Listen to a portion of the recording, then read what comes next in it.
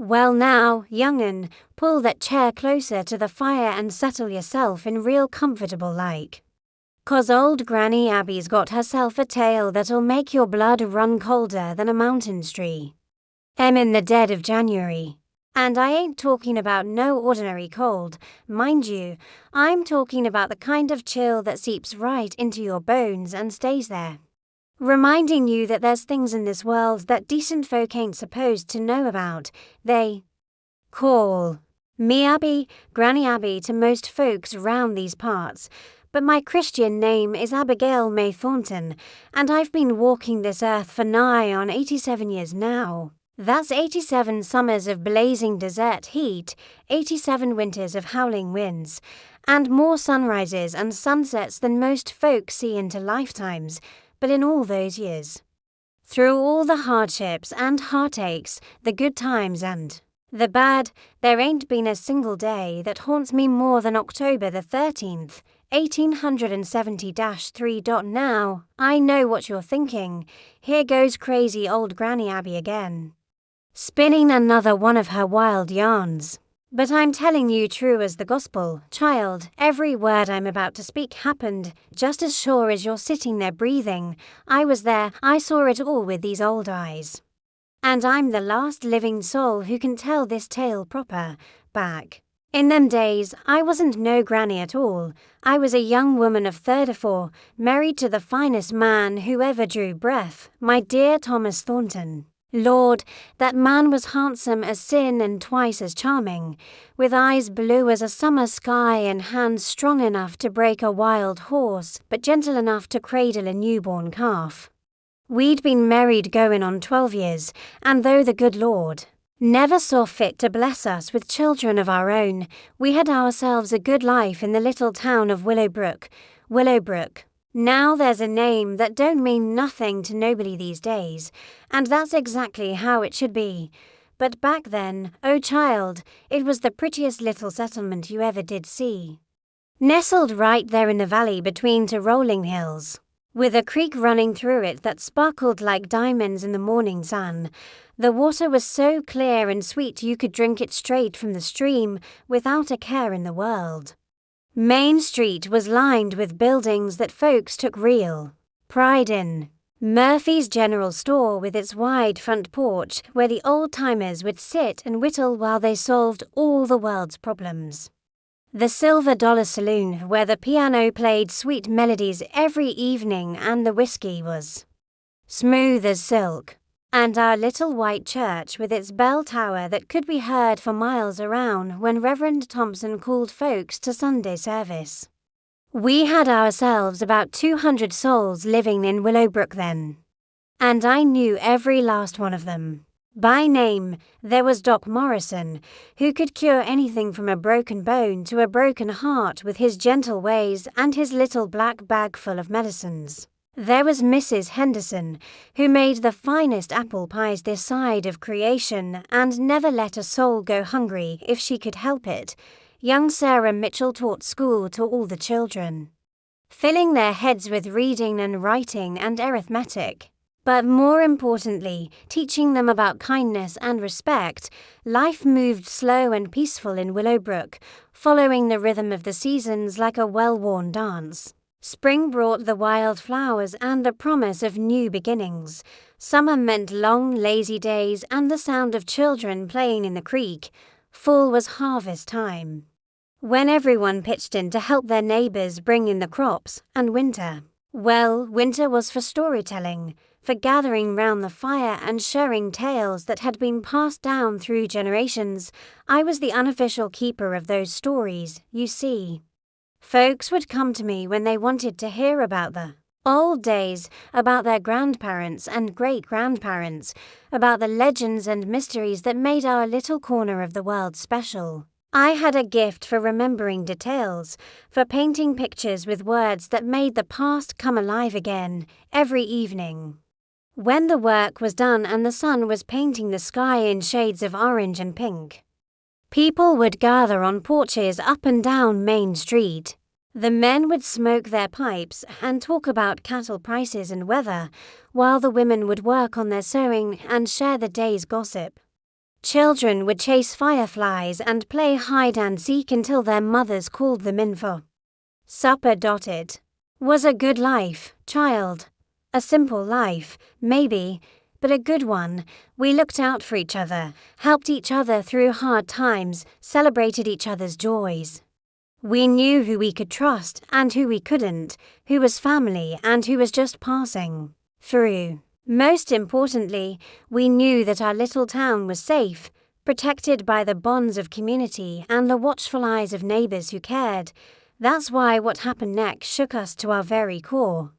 You see, when you live in a place where everybody knows everybody, where the same families have been neighbors for generations, where the biggest excitement is usually a new calf being born or someone getting engaged, well, when something truly strange happens, it stands out like a rattlesnake in a flower garden.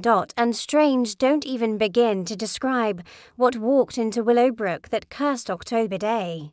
It was a Tuesday morning in late September, the 24th, to be exact, when the stranger first appeared in Willowbrook.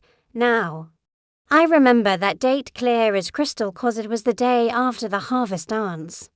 And most folks were still nursing sore feet and aching heads from all the celebrating we'd done the night before. The whole town had come together in Murphy's barn, dancing to old Pete's fiddle music until the roosters started crowing.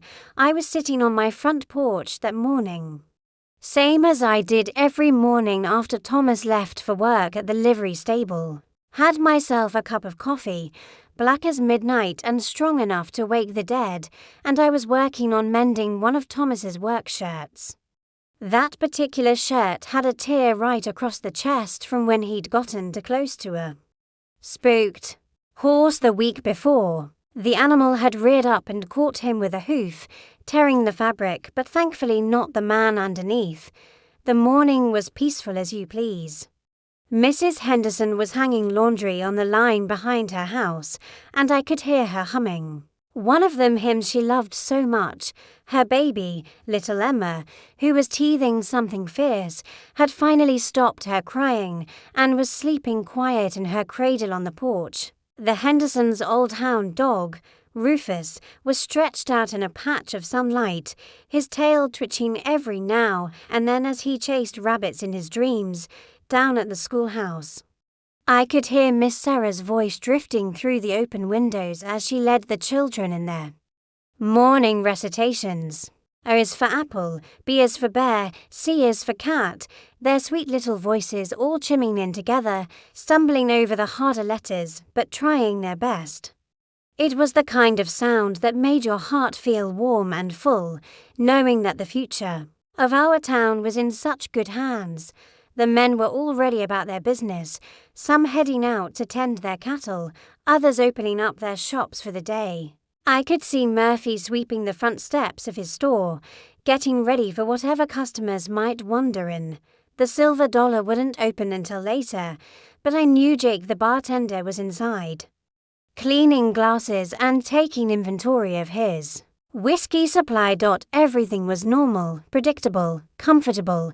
That's why I noticed her the moment she appeared at the far end of Main Street, walking toward the center of town like she owned every inch of ground her feet touched. She was tall, taller than most men in Willowbrook, but she moved with a grace that reminded me of a cat stalking its prey. Her dress was black as a moonless night, made of some fabric that seemed to swallow the morning sunlight whole. It was well made, expensive looking, but there was something about it that made my skin crawl. Maybe it was the way it didn't move, natural like in the breeze, or how it seemed to cast shadows even in the bright morning light. Her hair was the strangest thing I'd ever seen, white as fresh fallen snow. But not the yellowy white of an old person's hair. This was pure white, like spun silver, hanging long and straight down her back. But her face, Lord have mercy, her face looked young enough to be my own daughter's, smooth and unlined, with skin pale as milk, but it was her eyes that truly unsettled me. Even from a distance, I could see they were pale blue, not the warm blue of a summer sky like my Thomas's eyes, but cold blue, like ice on a winter pond.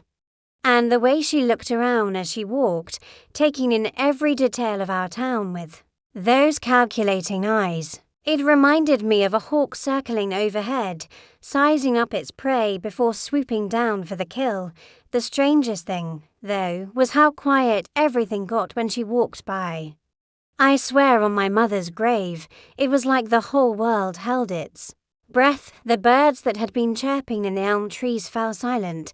Mrs. Henderson stopped her humming mid-note.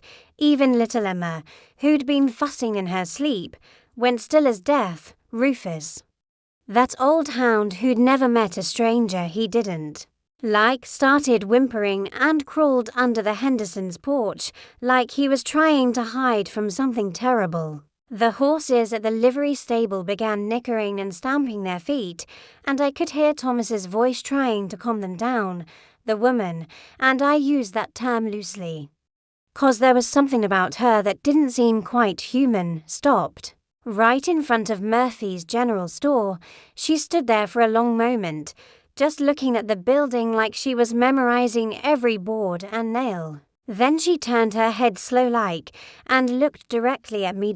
When our eyes met across that dusty street, I felt a chill run down my spine like someone had poured ice water straight into my veins. It wasn't just cold, it was the kind of cold that comes from the grave, from places where the sun don't shine and decent folks don't go. She smiled at me then, if you could call it a smile, her lips curved upward. But there wasn't no warmth in it, no kindness. It was the kind of smile a snake might give a mouse just before striking. She tipped her head at me, like she was greeting an old friend. And I swear I heard her voice in my head even though her lips didn't move. "Hello, Abigail, I've been looking forward to meeting you." Then she turned and walked into Murphy's store like she'd been shopping there her whole life, the little bell above the door chimming once as she disappeared inside. But that sound, that innocent little bell that had welcomed thousands of customers over the years, somehow sounded different, darker, like a funeral bell tolling for the dead. I sat there on my porch, my hands shaking so bad I could barely hold my sewing, and I knew with absolute certainty that trouble had come to Willowbrook, the kind of trouble that changes everything, that leaves nothing the same as it was before. The kind of trouble that decent folks pray they'll never have to face, and I was right. God help me, I was right. Now, I've always been one to trust my instincts, child. When you've lived as long as I have in country where a wrong turn can mean the difference between seeing another sunrise or becoming buzzard food, you learn real quick to listen to that little voice in your head that whispers warnings. And that voice wasn't just whispering at me that morning, it was screaming like a banshee caught in a tornado. I set down my sewing with hands that were still trembling like autumn leaves in a windstorm, and I made myself a decision right then and there. I needed to find out who this woman was, what she wanted in our peaceful little town, and most importantly, how long she was planning to stay. Something deep in my bones told me that every minute she remained in Willowbrook was a minute closer to disaster. So I did what any sensible woman would do when faced with a mystery that needed solving. I marched myself right across that dusty street and into Murphy's General Store, pretending like I needed some flour for my weekly bread baking. Course, I just bought flour 3 days prior, but Murphy was too polite to mention such things, and besides, a woman can never have too much flour on hand when winter's coming. The bell above the door gave its familiar chime as I stepped inside. But somehow it sounded different now, muffled, like it was ringing underwater. The store felt different too.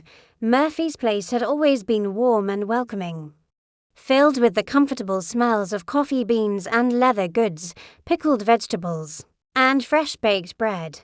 But now there was something else in the air, something cold and sharp that made my nose wrinkle and my eyes water.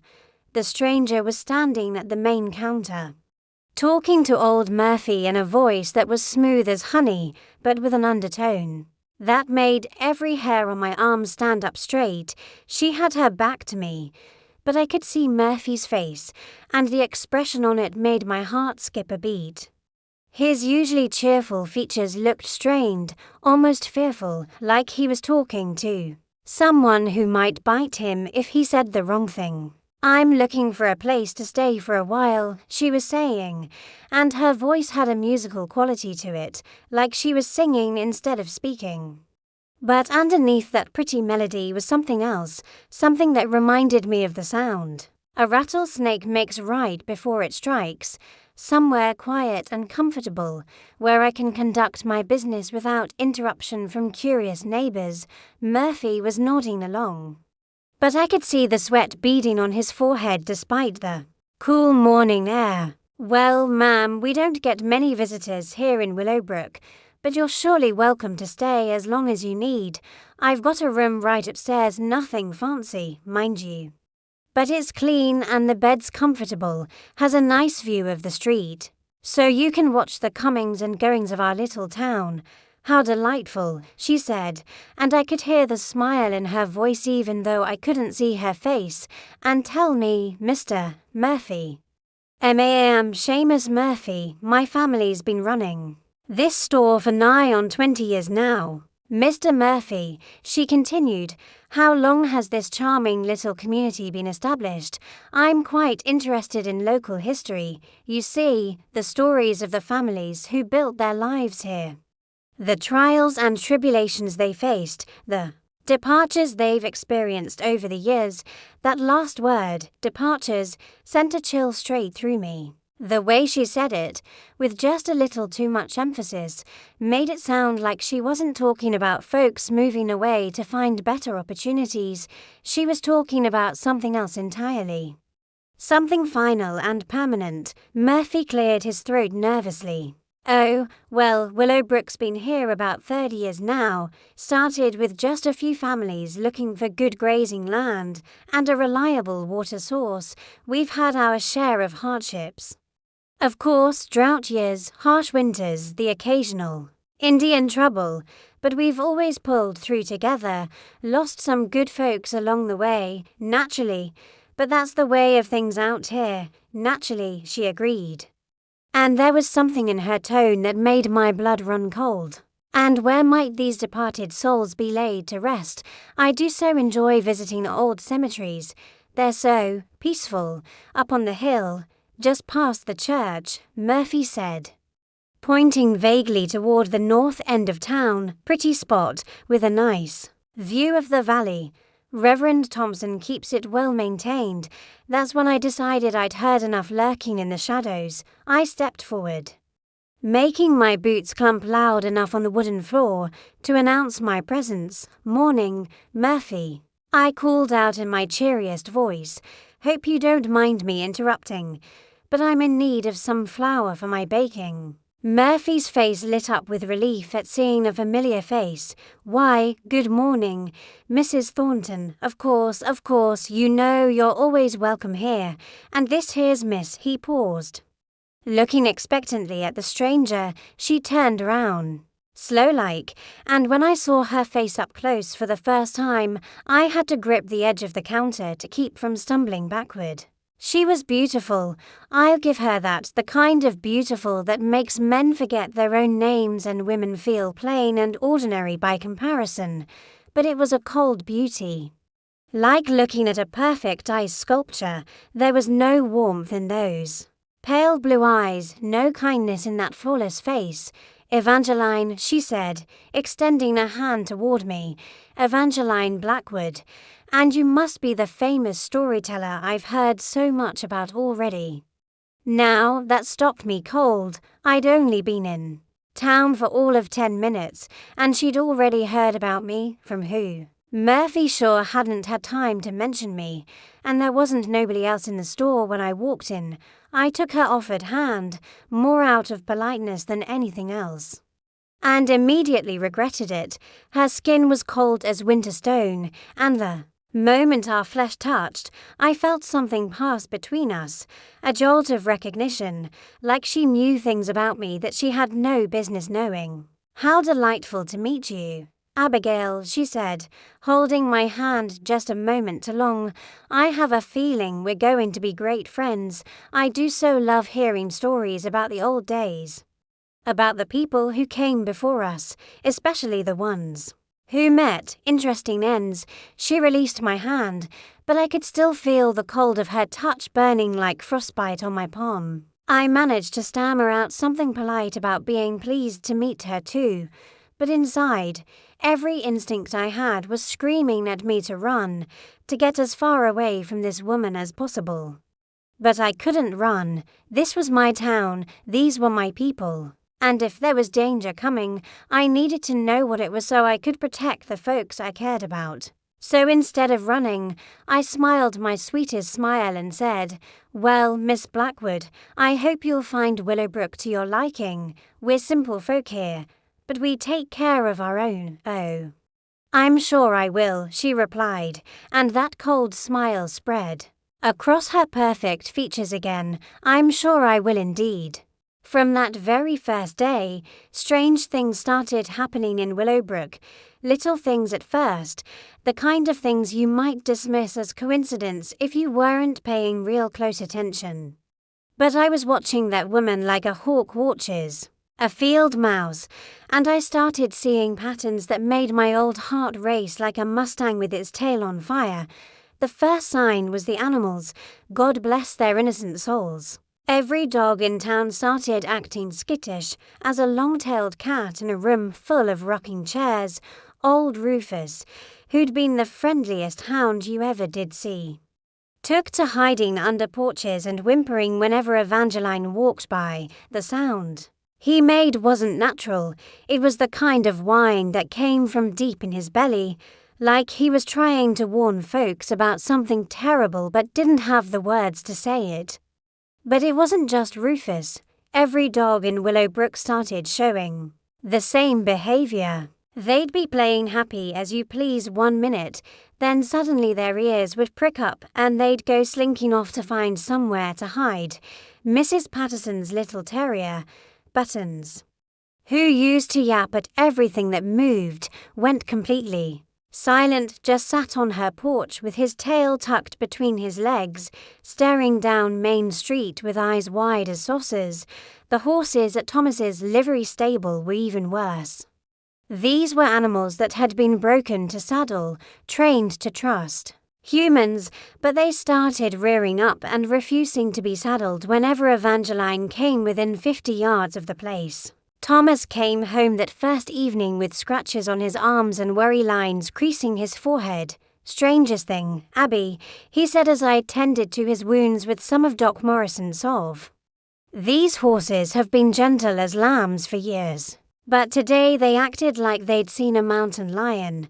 Wouldn't let me near them, kept backing into the corners of their stalls and rolling their eyes something fierce." "When did this start?" I asked, though I already suspected the answer. "Right around the time that new woman showed up," he said, confirming my fears. "She walked past the stable around noon, and every horse in the place went crazy. Took me 3 hours to calm them down enough to get their feet into them, even the cats, and you know how independent and fearless cats can be, started acting peculiar. They'd arch their backs and hiss at empty air, like they were seeing things that weren't there, or maybe they were seeing things that were there, things that human eyes couldn't perceive. But the animals were just the beginning. The real strangeness started with the dreams. It began the very night after Evangeline arrived. Mrs. Patterson came to see me the next morning, her face pale as milk and her hands shaking like she'd seen a ghost. "Abby," she whispered, looking over her shoulder like she expected someone to be listening, "I had the most terrible dream last night." She told me she dreamed of her husband, dear old Henry, who'd passed on 3 years prior from a fever that Doc Morrison couldn't cure. But this wasn't the peaceful, loving Henry she'd been married to for 37 years. This was something else entirely. He was standing at the foot of my bed, she said, tears streaming down her weathered cheeks. But he looked wrong, Abby. His skin was grey as ash, and his eyes were all milky white. He kept pointing toward the window and saying, "Beware the woman in black, Martha. She brings death with her wherever she goes. Don't let her stay. Don't let her take root in our town." I tried to comfort her, told her it was just her mind playing tricks on her. But deep down I knew better. Dreams like that don't come from nowhere, especially not when they're so vivid and specific. Then young Tommy Miller came running to my house that same afternoon. His face flushed from running and his eyes wide with fear. Tommy was only 8 years old, but he was a sensible boy, not given to flights of fancy or tall tales. "Granny Abby," he panted, trying to catch his breath. "I saw my grandmama in my dream last night. And she told me to tell you something important." Tommy's grandmother had died the previous winter, taken by pneumonia during a particularly harsh cold snap. She'd been a wise woman, respected by everyone in town for her knowledge of herbs and healing. "What did she tell you?" "Sweetheart," I asked, kneeling down to his level, "she said to tell you that darkness has come to Willowbrook and that you're the only one who can see it clear. She said the woman in the black dress isn't what she appears to be, and that you need to watch her real careful like." She said. He paused, his little face scrunching up as he tried to remember the exact words. "She said that some folks can speak to the dead, but this woman don't speak to them, she commands them." Those words hit me like a physical blow. Commands the dead? What incarnation did that mean? But Tommy wasn't finished. "Grandmama also said that the woman knows things about people, secret things that only the dead would know. She said you need to be careful, Granny Abby, 'cause the woman is gonna try to use those secrets against folks over the next few days." More and more people came to me with similar stories, dreams of deceased loved ones, all carrying the same warning about the woman in black. It was like the spirits of our departed were trying to reach across the veil between life and death to warn us about the danger that had come to our town. But the most unsettling thing of all was how Evangeline seemed to know things about people. Private things, secret things that no stranger should ever know. She'd mentioned to Baker Johnson about his gambling debts that he'd kept hidden from his wife and family. She'd asked the schoolteacher, Miss Sarah, about her lost love back east, a man named James who died in the war, a secret Sarah had never shared with a living soul in Willowbrook. She did it with that sweet smile of hers, always acting like she was just making friendly conversation. But there was something predatory about the way she gathered information, like she was collecting ammunition for some future battle. I tried talking to folks about my concerns, but they just laughed it off or looked at me like I'd lost my mind. "You're getting paranoid in your old age, Abby," they'd say. "She's just a friendly woman passing through, trying to get to know the community." But I knew better. I could feel the darkness gathering around our town like storm clouds on the horizon, and I knew that whatever Evangeline Blackwood really was, she hadn't come to Willowbrook by accident. She'd come here for a purpose, and I had a terrible feeling that purpose involved the dead. It was about a week after Evangeline's arrival that I found my first ally in this fight against whatever evil had come to our town. Young Sarah Mitchell, our schoolteacher, came to me one evening just as the sun was setting behind the hills, painting the sky in shades of red that reminded me uncomfortably of blood. Her face was pale as moonlight, and her hands were shaking like leaves in a windstorm. Sarah was a fine young woman, maybe 26 years old, with soft brown hair that she kept pinned up proper-like and kind eyes that sparkled when she talked about her students. She'd come to Willowbrook 2 years prior from back east, carrying credentials from a fancy teaching college and a heart full of hope about educating frontier children. What she didn't carry, and what nobody in town knew about, was the weight of a broken heart. "Granny Abby," she whispered, glancing over her shoulder like she expected someone to be lurking in the shadows. Listening to every word, "There's something terribly wrong with that woman. She knew about James. Now, James was Sarah's deepest, most painful secret. He'd been her fiancé back in Pennsylvania, a young man with dreams of becoming a doctor who'd enlisted in the Union Army when the war broke out. He'd died at Gettysburg in 1863. Shot through the heart while trying to help wounded soldiers on the battlefield. Sarah had never spoken his name to a living soul in Willowbrook, never mentioned that she'd once been engaged, never explained why she'd come west alone with no family to speak of. "What do you mean she knew about James?" I asked. Though my stomach was already twisting into knots, I had a terrible feeling I knew exactly what Sarah was going to tell me. Sarah sank into the chair across from me, her whole body trembling like she was fighting off a fever. She came to the schoolhouse this afternoon, said she wanted to see how the children were progressing with their studies. Everything seemed normal at first. She watched the lessons, complimented the children on their reading, asked about their families. But then, after the children were dismissed for the day, she stayed behind. Sarah paused, wiping tears from her eyes with a handkerchief that had seen better days. She started asking me personal questions, where I was from, why I'd come west, whether I had any family. I gave her the usual answers, the ones I give everyone who asks. But then she smiled that cold smile of hers and said, "It must be difficult, carrying such grief for someone who died so young. James was his name, wasn't it?" My blood ran cold as Winter Creek water. "You never told anyone about James, never," Sarah said emphatically. "Not a single soul in this town knows about him." But she didn't just know his name, Abby. She knew details, things that only James and I ever knew about each other. Sarah's voice dropped to barely above a whisper, and I had to lean forward to hear her properly. She described the ring he gave me, a simple gold band with a tiny diamond that had belonged to his grandmother. She knew about the letter he wrote me before the battle, the one where he promised we'd be married as soon as the war ended.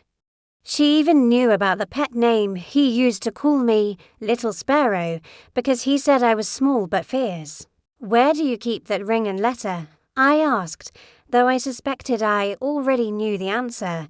"Hidden in my jewelry box, wrapped in a piece of silk," Sarah replied. "I've never shown them to anyone, never even taken them out except when I'm alone and missing him." Something fierce. There's no way she could have seen them, no way she could know about them unless she can speak to the dead. I finished for her. Sarah nodded miserably. "That's what I'm afraid of."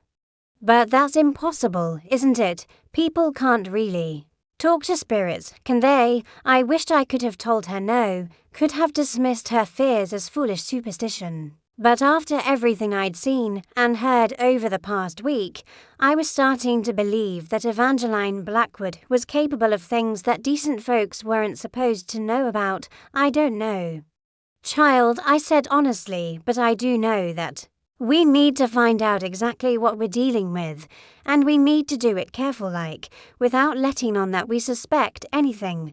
That's when Sarah and I formed our unlikely partnership. She was young and educated, with a sharp mind that could see patterns and connections. I was old and experienced, with a lifetime of listening to stories about things that went bump in the night. Together, we started doing some investigating. We began by asking questions around town, carefully and quietly, trying not to arouse suspicion. What we discovered made my skin crawl like I had ants marching up and down my spine. Evangeline had been making the rounds, visiting with different families, always asking the same kinds of questions. She wanted to know about the town's history, particularly about deaths and tragedies. She seemed especially interested in folks who died under mysterious or violent circumstances. The cowboy who'd be thrown from his horse and broke his neck, the young mother who died in childbirth, the old prospector who'd been found dead in his cabin with no apparent cause, but most disturbing of all, she'd been asking detailed questions about our cemetery. She wanted to know who was buried there, how long they'd been dead, whether their families still visited their graves. She'd even asked Reverend Thompson about the layout of the graveyard, claiming she was interested in the historical significance of our local burial customs. She spent near an hour asking me about the Henderson baby. The Reverend told us when we questioned him, little Mary Henderson, who died of the fever 2 winters back. Wanted to know exactly where the grave was located, whether the family had left any personal items with the body, what kind of headstone they'd chosen. Seemed mighty interested in the details for someone who never knew the child. Sarah and I also learned that Evangeline had been taking long walks every evening, always heading in the direction of the cemetery. Old Pete Kowalski, who lived in a cabin near the graveyard, mentioned that he'd seen her up there after dark, walking among the headstones like she was looking for something specific. Strangest thing, Pete told us, scratching his grizzled beard. She don't carry no lantern, but she moves around up there like she can see clear as day, and sometimes I swear I hear her talking to someone, but there ain't nobody else up there with her. The final piece of the puzzle came from an unexpected source, little Emma Henderson, Mrs. Henderson's baby who'd been so fussy when Evangeline first arrived. Emma was only 2 years old, too young to talk proper, but she'd started doing something that chilled me to the bone every time Evangeline walked past the Henderson house. Little Emma would point at her and start crying, not the normal crying of a fussy baby, but a sound of pure terror that made every adult within earshot want to run and comfort her, and the words she kept repeating over and over were "bad lady. Bad lady, make sister come back, sister." Emma's older sister Mary, who'd died 2 years ago and was buried in our cemetery. That's when Sarah and I knew we were dealing with something far more dangerous than just a strange woman with an interest in local history. We were dealing with someone who could somehow communicate with the dead and possibly control them. Everything changed on the night of the harvest moon, child, that big, orange moon that hangs in the October sky like a giant pumpkin, casting shadows that seemed to dance and writhe with a life of their own. Sarah and I had been watching Evangeline for near 2 weeks by then, documenting her strange behavior, trying to piece together what she was really up to in our town. We'd decided that night to follow her to the cemetery, to see with our own eyes what she was doing up there among the graves of our loved ones. We waited until well past midnight, when most decent folks were tucked safe in their beds, dreaming peaceful dreams. The air was crisp and cold, with that bite that tells you winter's coming whether you're ready for it or not. Sarah met me at my back door, dressed all in dark colors so we wouldn't be spotted, her face pale but determined. She was scared. I could see it in the way her hands trembled and how she kept glancing over her shoulder, but she was brave enough to see this through. We made our way through the back streets of Willowbrook, staying in the shadows, moving quiet as church mice. The town was eerily silent, not even the usual sounds of night creatures going about their business. No owls hooting, no coyotes howling in the distance, no rustling of small animals in the brush. It was like the whole world was holding its breath, waiting for something terrible to happen. The cemetery sat on a hill just north of town, surrounded by a low stone wall that Reverend Thompson and some of the men had built a few years back. Ancient oak trees stood guard over the graves, their gnarled branches reaching toward the sky like the arms of old women pleading with the heavens. In daylight, it was a peaceful place, somewhere you could go to remember loved ones and find comfort in their memory. But that night, under that blood-orange moon, it looked like something out of a nightmare. We crept up to the old oak tree that overlooked the cemetery, the biggest tree on the hill, with a trunk so wide it would take 3 grown men holding hands to circle it. From behind that massive trunk, we had a clear view of the entire graveyard, and what we saw there still haunts my dreams to this very day. Evangeline wasn't alone. Standing around her in a perfect circle were figures, translucent, shimmering. Figures that I recognized with a shock that nearly stopped my heart cold. They were people from our town, people who'd died over the years and been laid to rest in that very cemetery.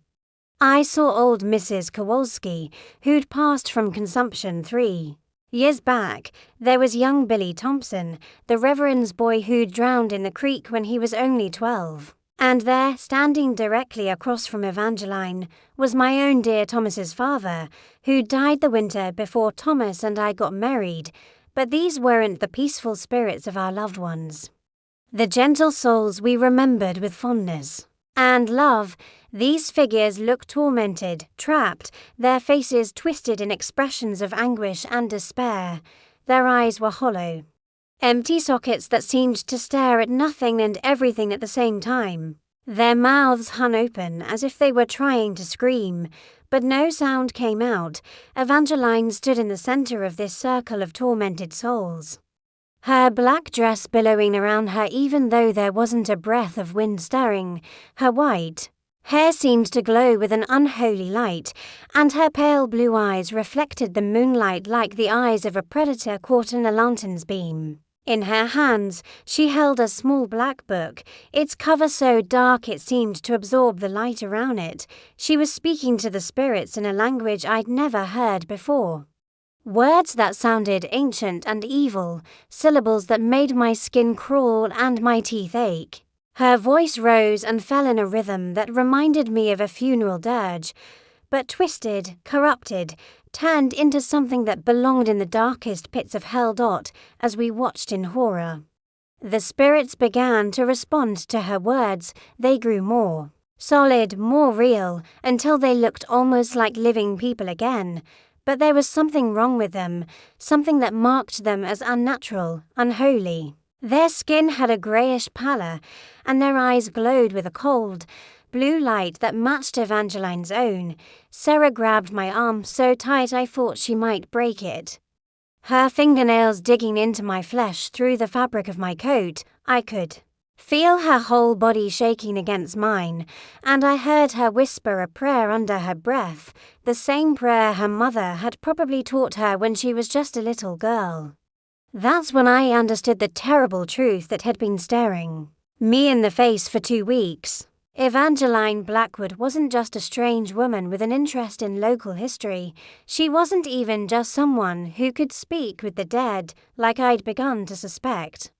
She was something far worse, something that decent folks don't even have a name for. She was a necromancer, someone who could not only communicate with the spirits of the dead, but control them, command them, force them to do her bidding against their will. She was using the souls of our departed loved ones, trapping them in some kind of spiritual slavery, preventing them from finding the peace they deserved in the afterlife.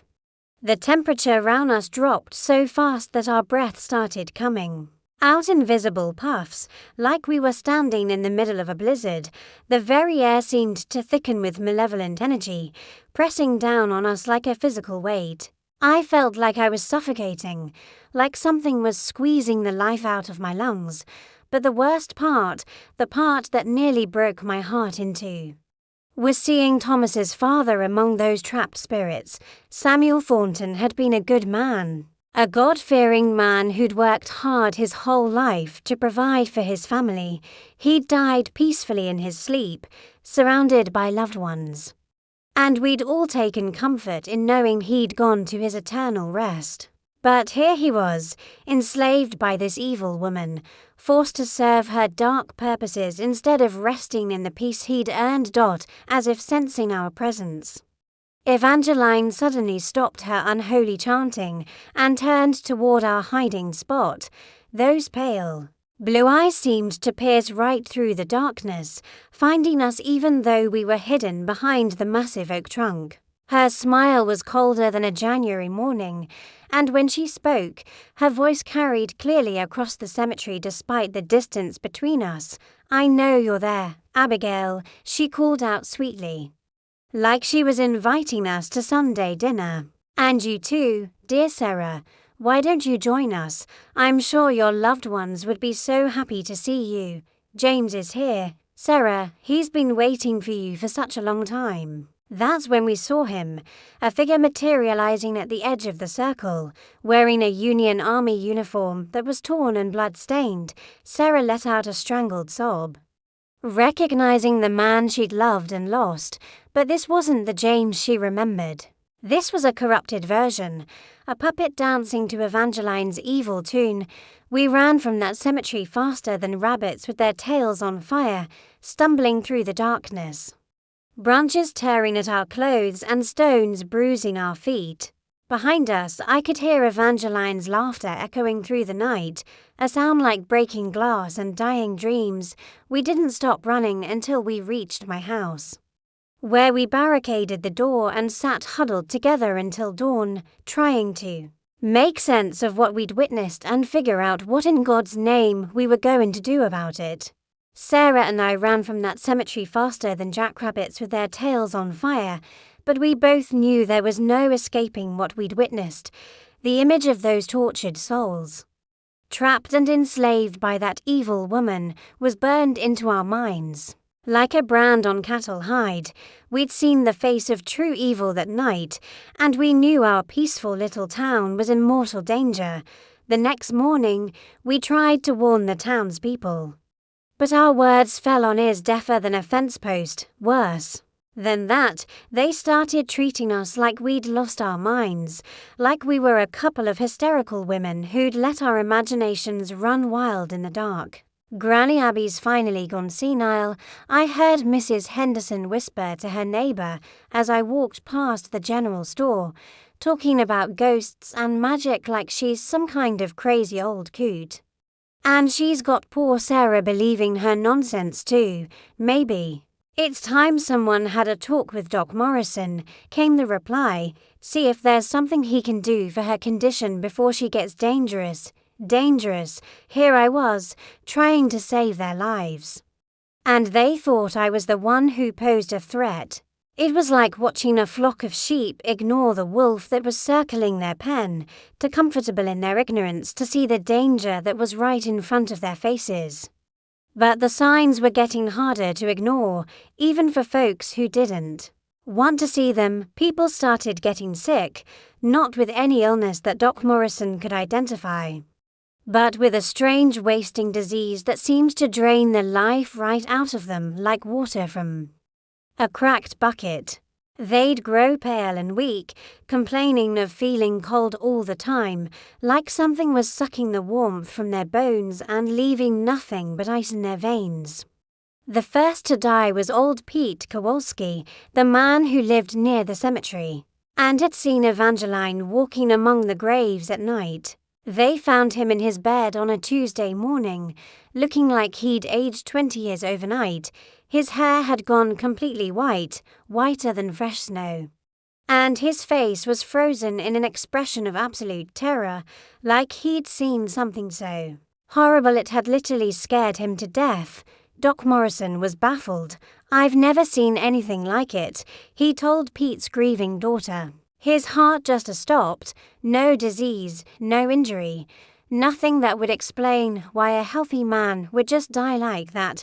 It's like something just reached in and turned off the light inside him.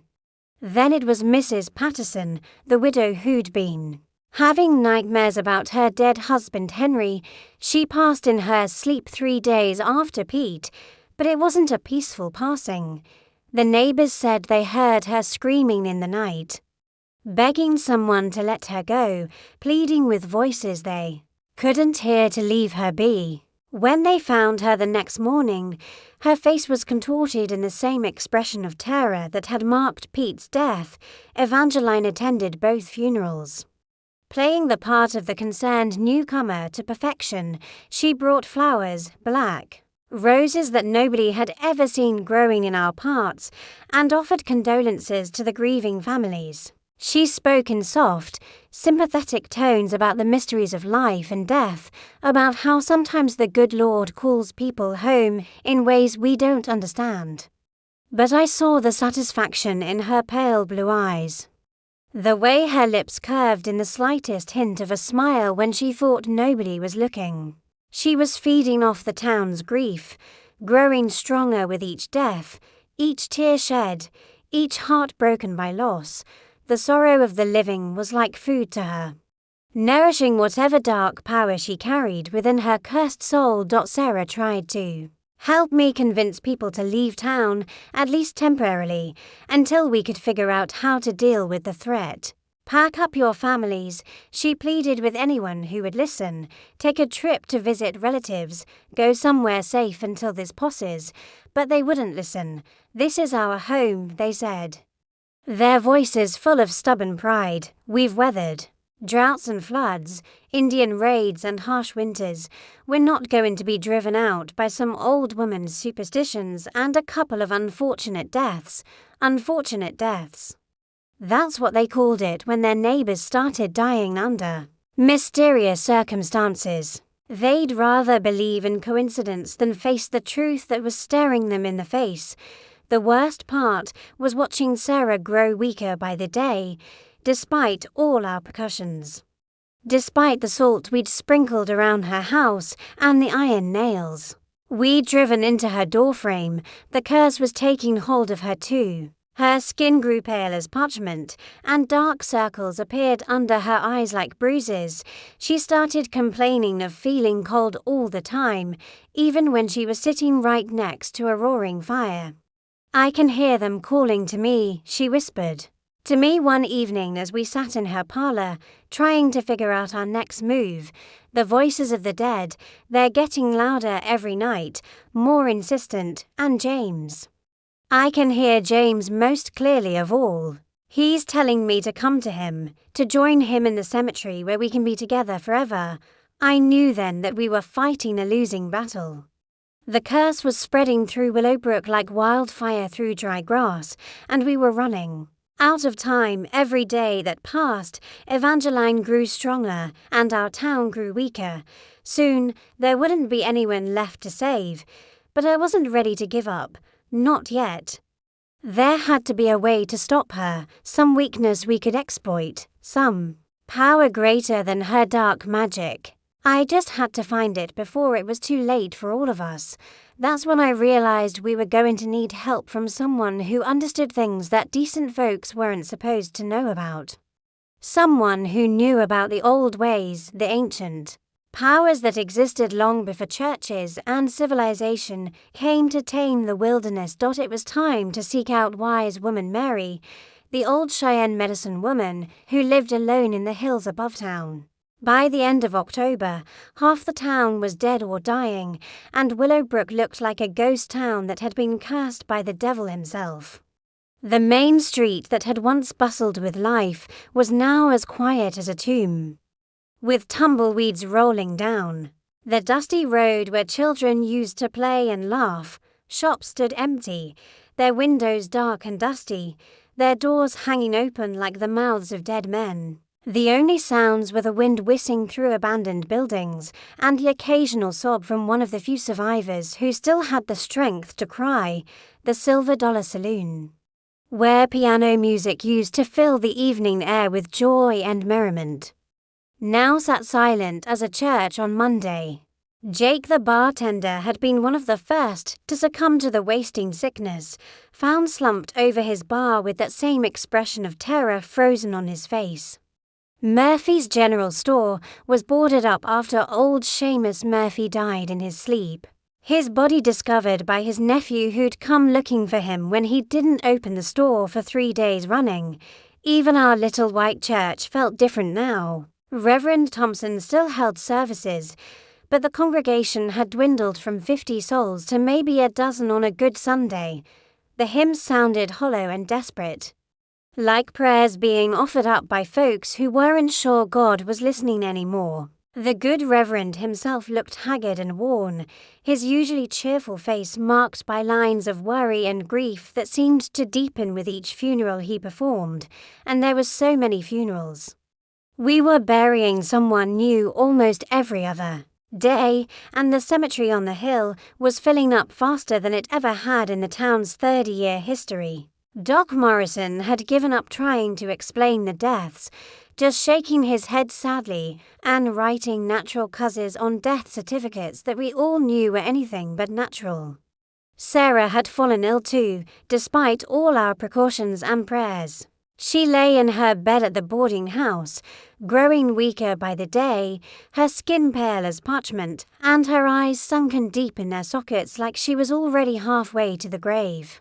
When I sat by her bedside, holding her cold hand and trying to offer what comfort I could, she would whisper things that chilled me to the bone. "I can see them, Granny Abby," she said one evening, her voice barely above a breath.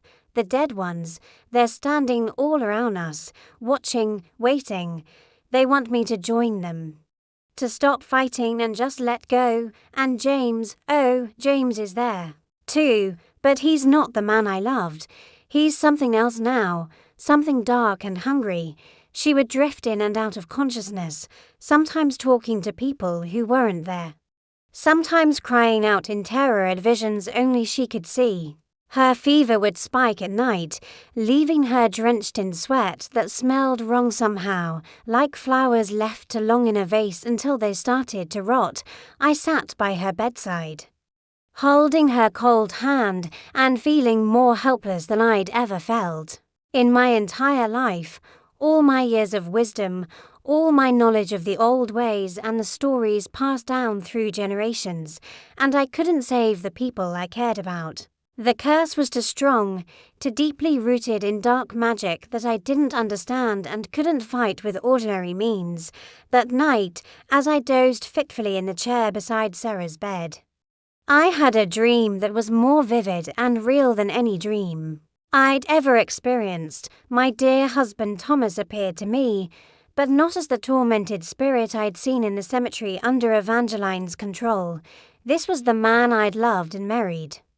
Gentle and kind, with eyes full of love and concern for my suffering. "Abby," he said, his voice as warm and comforting as it had been in life, "you have to stop blaming yourself for what's happening. This isn't your fault.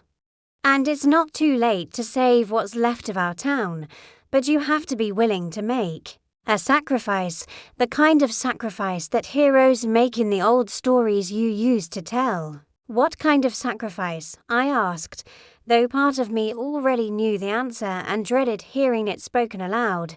"The same kind she's been making," he replied, his expression growing serious. "Life force, the very essence of what makes a person alive, but instead of taking it from others like she does, you have to be willing to give your own. It's the only way to break the curse and send her back to whatever hell she crawled out of." "But Thomas," I protested, "if I die, who's going to tell the story? Who's going to warn other towns about what happened here?" He smiled then, the same gentle smile that had won my heart all those years ago. "The story will survive, my love. Stories always do. But right now, the living are more important than the telling. You have the power to stop her, Abby. You've always had it. You just have to be brave enough to use it." I woke up knowing what I had to do, even though it terrified me more than anything I'd ever faced in my long life. I was going to have to confront Evangeline directly, face to face, and I probably wasn't going to survive the encounter. But if my death could save even one innocent life, if it could free the tortured souls she'd enslaved and prevent her from spreading her curse to other towns, then it would be a price worth paying. I spent the rest of that night writing letters to Sarah, explaining what I was going to do and why. To my sister back east, telling her I loved her and asking her to remember me kindly, and to whoever might find these words someday, warning them about the danger that creatures like Evangeline Black would pose to decent, God-fearing folk. As dawn broke over the hills, painting the sky in shades of pink and gold that reminded me of better times, I prepared for what I knew would be my final battle. I spent the next day preparing for what I knew would be my final battle, gathering what few supplies I could find in a town that was slowly dying around me like a flower withering in the first frost.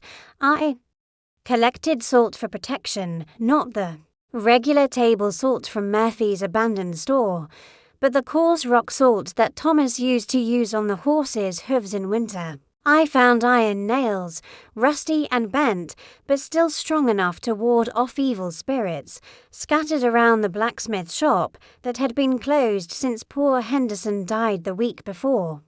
Most importantly, I retrieved my grandmother's old Bible from the trunk where I'd kept it safe all these years. That Bible had been blessed by a traveling preacher back in Kentucky, a man who'd seen things in the wilderness that would make most folks' hair turn white overnight. Grandmother always said it had special power against the forces of darkness. And Lord knows I was going to need all the help I could get as the sun set behind the hills, painting the sky the color of dried blood. I made my way to the cemetery where I knew Evangeline would be conducting her nightly ritual. The town was so quiet now that my footsteps seemed to echo like gunshots in the stillness. Most of the remaining survivors, maybe 20 souls out of the 200 who'd called Willowbrook home just a month ago, had barricaded themselves in their houses. Too frightened to venture out after dark, the few folks I passed on my way looked at me with a mixture of pity and fear, like I was a mad woman walking to my own execution. Maybe I was. But somebody had to make a stand. Somebody had to try to stop the evil that was consuming our town one soul at a time. I found Evangeline exactly where I expected, in the center of the cemetery, surrounded by the spirits of our dead, but this time there were more of them than ever before. Dozens of translucent figures standing in concentric circles around her like an unholy congregation. The air crackled with dark energy, so thick I could taste it on my tongue, metallic and bitter like blood mixed with ashes. The spirits looked more solid now, more real. Their forms gaining substance with each life Evangeline had claimed. I could see faces I recognized. Pete Kowalski, Mrs. Patterson, Murphy, the Henderson baby, and so many others. Their eyes glowed with that cold blue light, and their mouths moved in silent screams that no living ear could hear. "I've been expecting you, Abigail," Evangeline said without turning around, her voice carrying clearly across the graveyard despite the distance between us. "I wondered when you'd finally work up the courage to face me directly. Most people in your situation would have run by now, fled to some distant town where they could pretend none of this ever happened." "I know what you are," I said, trying to keep my voice steady despite the fear that was threatening to overwhelm me like a flash flood in a narrow canyon. "You're a necromancer, feeding off the life force of innocent people, enslaving their souls for your own dark purposes. But your reign of terror ends tonight."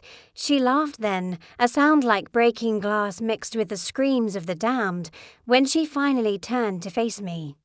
I saw that her appearance had changed.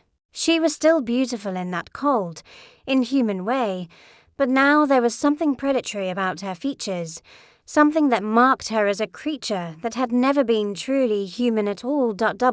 So. "You foolish old woman," she said, her pale blue eyes glowing with malevolent amusement.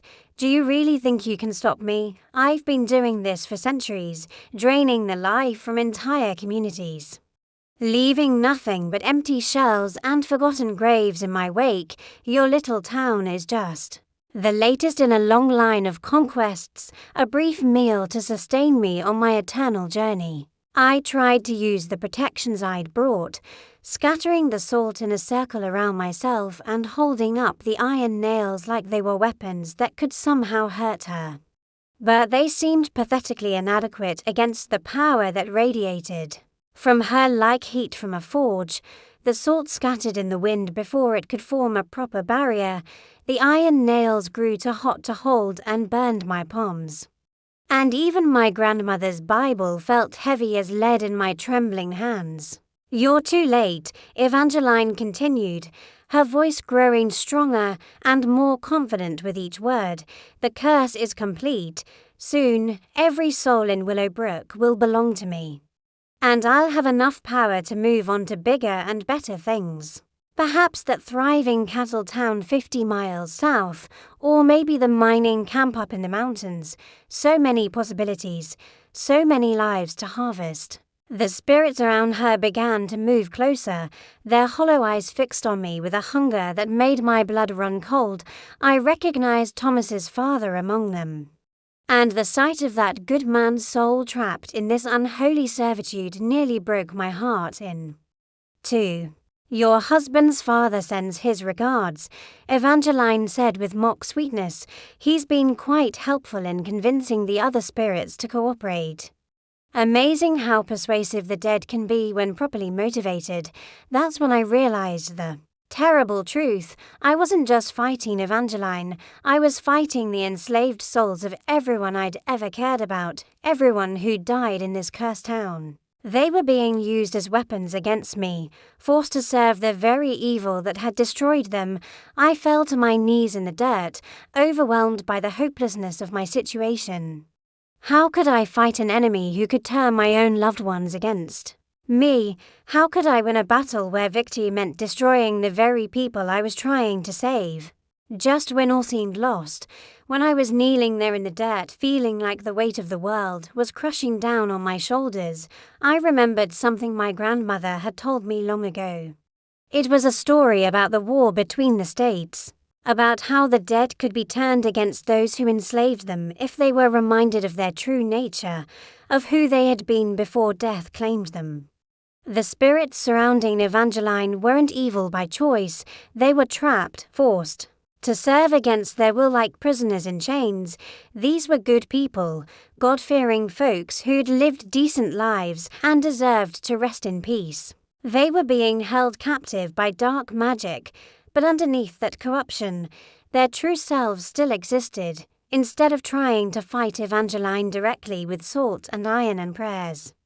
I began speaking to the spirits themselves. I called them by name, one by one, reminding them of who they had been in life, of the love they'd shared with their families and friends, of the joy and sorrow and hope that had made them human. Thomas, I called out to my husband's father, my voice carrying across the cemetery like a bell ringing in the darkness. Samuel Thornton, remember your wedding day to Mary Elizabeth.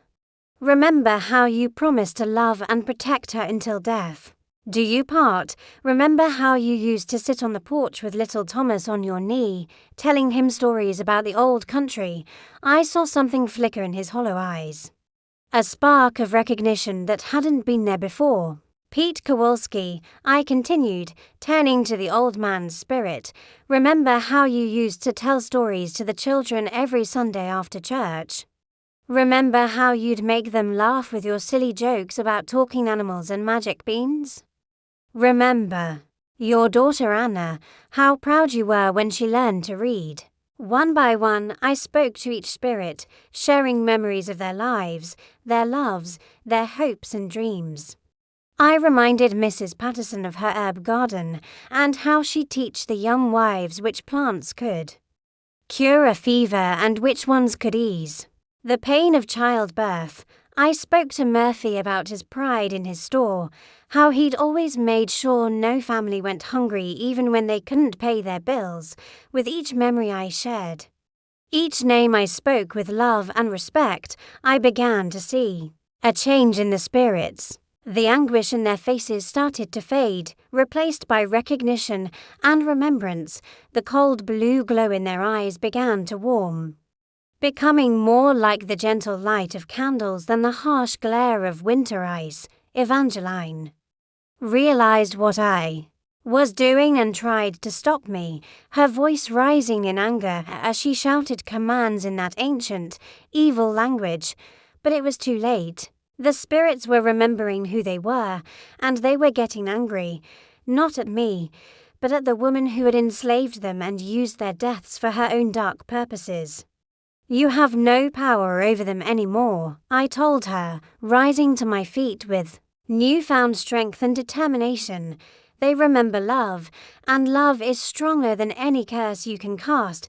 They remember family and community and the bonds that tie good people together. That's something you'll never understand, something you can never corrupt or control. The spirits began to turn toward their captor. Their faces no longer twisted in anguish, but set in expressions of righteous anger. They surrounded Evangeline. And for the first time since she'd arrived in our town, I saw fear in those pale blue eyes. She tried to cast another spell, raising her black book and speaking words of power that made the very air tremble. But the words died in her throat as the ghosts of her victims closed in around her, their combined will breaking the chains that had bound them to her service. "This is impossible," she shrieked, her beautiful facade beginning to crack and crumble like old paint peeling off a weathered barn. "I am eternal. I am power incarnate. You cannot defeat me." But the spirits were relentless, led by Samuel Thornton and all the other good souls she'd enslaved. They formed a circle around her, their hands reaching out not to harm her physically, but to reclaim what she had stolen from them, their freedom, their dignity, their right to rest in peace. What happened next was both terrible and beautiful to behold. "Child," the spirits of Willowbrook's dead rose up against their tormentor with all the fury of the wrongfully enslaved. Like a righteous army finally breaking free from the chains that had bound them. They didn't attack Evangeline physically. They couldn't, being spirits, but they attacked the very source of her power. The dark magic that had bound them to her were like invisible shackles around their souls. The air around us began to shimmer and twist, like heat waves rising from sun-baked desert sand, but cold instead of hot. I could feel the temperature dropping so fast that my breath came out in great white puffs.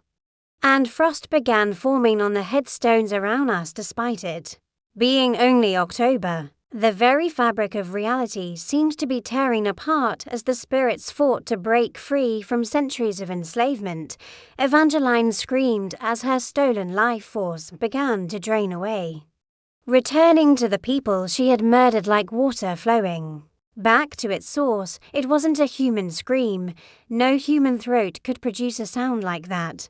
It was the shriek of something ancient and evil being forced back into the darkness where it belonged. The howl of a predator that had finally met something stronger than itself. The air around her shimmered and twisted, and I could see her true form beginning to show through the beautiful disguise she'd worn. The youthful face started to crack and wrinkle, revealing the ancient, withered creature that had been feeding off death for centuries. Her white hair became thin and brittle. Her pale skin turned grey as old parchment, and her blue eyes sank deep into their sockets like dying coals in a cold fireplace. "This isn't possible," she shrieked, her voice cracking and breaking like an old woman's. "I have walked this earth for 1,000 years. I have consumed entire civilizations. You cannot destroy me with mere sentiment and foolish memories." But the spirits were relentless in their assault on her power, led by Samuel Thornton, his face now glowing with the gentle light of a man at peace. They formed an unbreakable circle around her. Each spirit reached out with hands that blazed with holy fire, not to harm her body, but to sever the dark threads that connected her to their souls.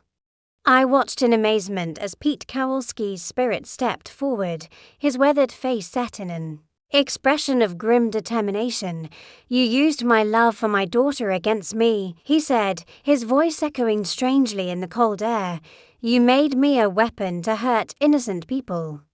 But love isn't a weakness to be exploited, it's a strength that can break any chain." Mrs. Patterson's spirit joined him, her gentle face fierce with righteous anger. "You twisted my grief for my husband into something dark and evil. But grief is just love with nowhere to go. And love is stronger than any curse you can weave." One by one, each spirit spoke their piece, reclaiming their identities and their power from the creature that had enslaved them. With each declaration of independence, Evangeline grew weaker, more desperate, her ancient form becoming more visible as her disguise continued to crumble away. In her final moments, She turned to me with eyes full of hatred and malice so pure it was like looking into the heart of a winter storm. "You think you've won," she hissed, her voice now nothing more than a whisper carried on the wind. "You think you've saved your precious little town. Look round you, old woman, your town is dead. Your people are gone, and you'll spend the rest of your days alone with your guilt and your memories." "Maybe so," I replied, standing tall despite the exhaustion that was beginning to creep into my bones. "But at least I'll know that no one else will suffer because of you. At least I'll know that the souls you enslaved are finally free to rest in peace," with a final, inhuman scream that seemed to come from the very depths of hell itself. Evangeline Blackwood crumbled to dust, her body collapsed in on itself like a house of cards in a strong wind, leaving nothing but a pile of grey ash that was immediately scattered by the night breeze. The moment she died, I felt a change in the air around us. The oppressive weight that had been pressing down on the cemetery lifted, and the temperature began to return to normal. The spirits of our dead stood for a moment longer, looking at me with expressions of gratitude and peace that brought tears to my eyes. Samuel Thornton was the last to approach me. He smiled with all the warmth and kindness I remembered from life. His eyes no longer hollow but filled with the gentle light of a soul at rest. "Thank you, Abigail," he said, his voice fading like an echo in a canyon. "Tell my son that I'm proud of him and that I'll be waiting for him when his time comes." Then, one by one, they faded away into the night, finally free to find the peace they deserved in whatever realm awaits the faithful departed. I stood alone in the cemetery with nothing but the wind and the stars for company, surrounded by the empty graves of people who could finally rest easy. That was 50 years ago, child. And I'm the only one left who remembers Willowbrook as it was before that cursed October when evil came walking down our main street in the form of a beautiful woman. Thi Scald Eyes, the few survivors who lived through that autumn of death and darkness, maybe 15 souls out of the 200 who'd called our town home. They all moved away within the year, too traumatized to stay in a place that held such terrible memories. Some went back east too, live with relatives they hadn't seen in decades. Others headed further west, looking for new opportunities in California or Oregon Territory. A few just disappeared one night, packing what little they could carry and leaving everything else behind like they were fleeing from the devil himself. And maybe they were. The town died with them. Slowly at first, then all at once like a candle being snuffed out by a strong wind. The building stood empty for a while, their windows staring out like the hollow eyes of skulls, their doors creaking in the wind like the moans of restless spirits. Eventually, the desert started to reclaim what man had built, sand drifting through broken windows, tumbleweeds piling up against abandoned storefronts, and the wooden structures slowly rotting away under the relentless sun and rain. Now there's nothing left but a few crumbling foundations and the cemetery on the hill, where weathered headstones mark the graves of folks whose names are forgotten by everyone except me. The creek still runs clear and sweet, and the wildflowers still bloom in spring, but there's no human voice to appreciate their beauty, no children's laughter to echo through the valley. But I stayed. Someone had to stay, to remember, to tell the story, because that's the thing about curses and evil. They have a way of repeating themselves if people forget the lessons of the past. Evil doesn't just disappear when you defeat it once. It finds new forms, new faces, new ways to spread its poison through the world. I've spent these 50 years traveling from town to town, sharing this story with anyone who'll listen. I've told it in saloons and churches, round campfires and kitchen tables, to cowboys and farmers, merchants and miners. Some folks think I'm just a crazy old woman spinning tall tales to get a free meal or a warm place to sleep. But others, the wise ones, the ones who've seen things that can't be explained by ordinary means, they listen and they learn. They know that evil can wear a beautiful face and speak with a honey-sweet voice. They understand that the most dangerous predators are often the ones who look the most harmless, who smile the brightest and offer the most comfort to those who are grieving or lonely or desperate for something to believe in. I've seen it happen in other places, not necromancers like Evangeline, but other kinds of evil that prey on good people. Confidence men who steal life savings from widows, false preachers who use religion to control and manipulate their followers. Politicians who promise everything and deliver nothing but misery and corruption. The faces change, but the pattern remains the same. They come to communities that are isolated, vulnerable, trusting. They identify the leaders and the influencers, the people whose opinions carry weight. They learn the secrets and the weaknesses, the fears and the desires that can be used as weapons. And then they strike, taking what they want and leaving nothing but destruction in their wake. That's why I tell this story, why I'll keep telling it until the day I draw my last breath. Because the price of forgetting is too high to pay, because every person who hears this tale and remembers it might be the one who recognizes the next Evangeline Blackwood when she comes walking into their town. So remember this tale, young one. Remember it and share it with others when the time comes. Be wary of strangers who know too much about your personal business, who ask too many questions about the dead and the grieving. Trust your instincts when something feels wrong, even if others call you foolish or paranoid. And most importantly, remember that love, true, pure love for family and community and the bonds that tie good people together, is the strongest magic of all. The sun's setting now behind these old hills, and I can feel my time growing short.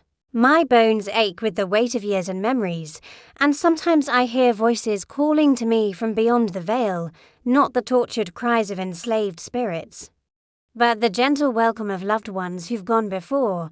But I'm not afraid. I know that when my time comes, I'll see Thomas again, and Samuel, and all the good folks of Willowbrook who died before their time but found peace in the end. We'll be together again, in a place where no curse can touch us, where no evil can separate us from the love that binds us together.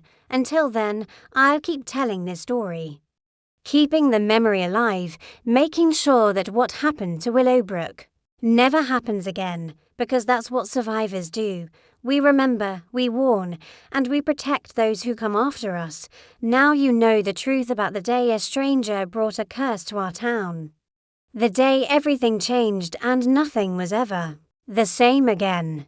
Carry it with you, child, like a talisman against the darkness. Share it when the time is right, when you meet someone who needs to hear it.